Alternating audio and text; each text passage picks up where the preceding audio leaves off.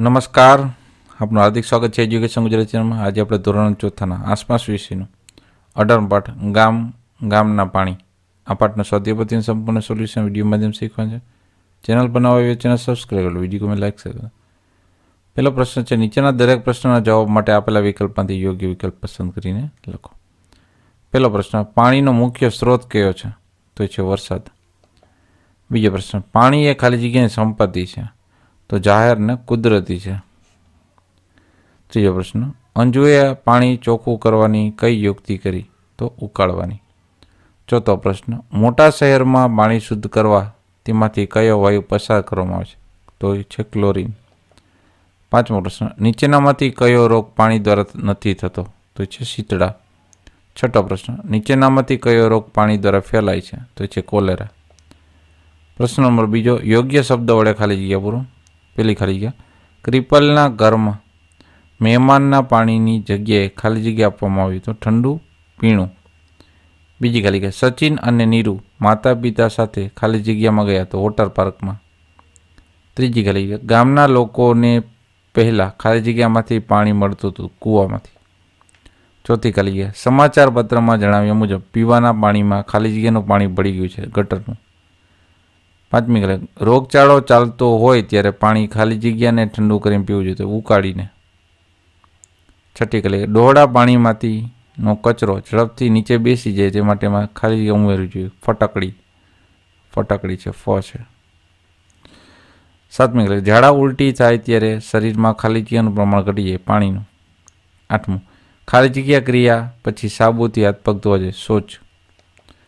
પ્રશ્ન ત્રીજો, નીચે આપેલ પૈકી ખરા વિધાન સામે ખરાની, ખોટા વિધાન સામે ખોટાની નિશાની કરો.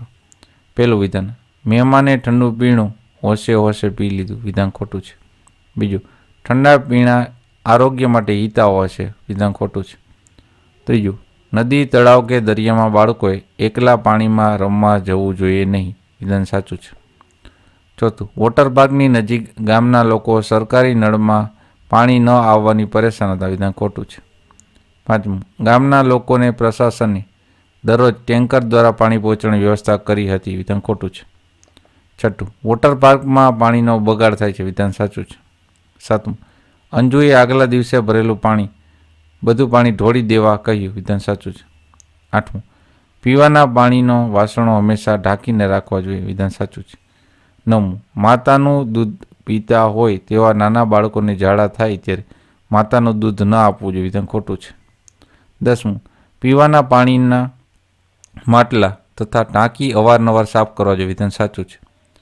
11મું, આપણે માટલામાંથી પાણી ડોયા વડે લેવું જોઈએ, વિધાન સાચું છે. 12મું, ગંદા શૌચાલય પણ બીમારીનું કારણ બની શકે, વિધાન સાચું છે. 13મું, જે શૌચાલય આપણે વાપરતા હોય તેને સ્વચ્છ રાખવાની જવાબદારી આપણી કહેવાય, વિધાન સાચું છે. પ્રશ્ન નંબર ચોથો, નીચેના પ્રશ્નોના 1-2 વાક્યમાં ઉત્તર આપો. પહેલો પ્રશ્ન, ગંદુ પાણી આપણા શરીરને કેવી રીતે નુકસાન કરે છે? તો જવાબ છે, ગંદુ પાણી પીવાથી કોલેરા, મરડો, ટાઇફોઇડ જેવા પાણી જન્ય રોગ તેમજ ચામડીના રોગ થાય છે. બીજો પ્રશ્ન, બાળકો વોટર પાર્કમાં શેની મજા માણતા હતા? તો જવાબ છે, બાળકો વોટર પાર્કમાં પાણીના હોજમાં નહાવાની તથા છબછબિયા કરવાની, પાણીવાળી લપસણીમાંથી ઝડપથી લપસતા હોજમાં તુબાકા મારવાની મજા માણતા હતા. ત્રીજો પ્રશ્ન, વોટર પાર્કમાં પાણી ક્યાંથી આવે છે? તો જવાબ છે, વોટર પાર્કમાં પાણી માટે પોતાનો અલગ બોર કરેલો હોય છે, તેમાંથી ત્યાં પાણી આવે છે. ઉપરાંત સરકારી પાણીની પાઇપલાઇન પણ હોય છે, જેમાંથી પણ પાણી મેળવે છે. ચોથો પ્રશ્ન, વોટર પાર્ક સિવાય બીજે ક્યાં પાણીમાં રમી શકાય છે? તો જવાબ છે, વોટર પાર્ક સિવાય સ્વિમિંગ પુલમાં, તળાવમાં કે દરિયા કિનારે પાણીમાં રમી શકાય છે. પાંચમો પ્રશ્ન, વોટર પાર્કની બહાર લોકો શા માટે મોટા અવાજો કરી રહ્યા હતા? તો જવાબ છે, વોટર પાર્કની બહારના નજીકના ગામના લોકો તેઓને પાણી નહીં મળવાના કારણે પાણીનો બગાડ થતો જોઈ અવાજો કરી રહ્યા હતા. છઠ્ઠો પ્રશ્ન, દૂષિત પાણી પીવાથી શું થાય છે? તો જવાબ છે, દૂષિત પાણી પીવાથી ઝાડા ઉલટી, કોલેરા, ટાઇફોઇડ, મરડો, કમળો જેવા રોગો થાય છે.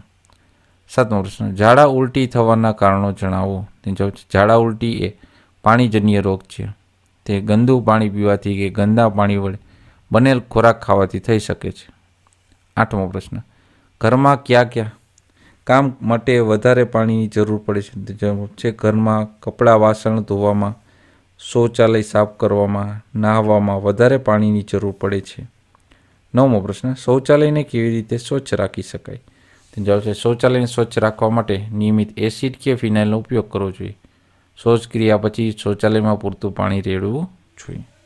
તો આ તો આપણે આ પાઠના સ્વાધ્યાય પોથીનું સંપૂર્ણ સોલ્યુશન જોતા રહો એજ્યુકેશન ગુજરાત ચેનલ શીખતા રહો. થેન્ક યુ, આભાર.